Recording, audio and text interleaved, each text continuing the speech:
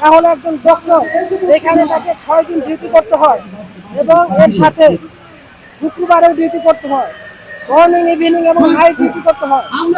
এত পরিশ্রম করার পরেও কেন এই সরকার আমাদের এই পারিশ্রমিক দিল না?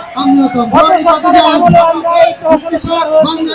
এই বৈষম্যবিরোধী ছাত্র আন্দোলনের মাধ্যমে এই সরকার শত শত ছাত্র রক্তের উপর দিয়ে ক্ষমতায় এসেছে।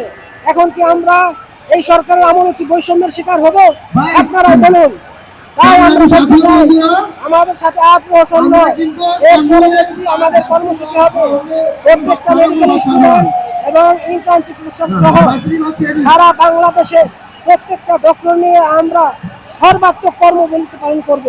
ইনশাল্লাহ এই আন্দোলন সফল করার জন্য আমাদের শেষ রক্তবিন্দু দেওয়া হলেও ইনশাল্লাহ আমরা এই আন্দোলন সফল করেই ছাড়বো।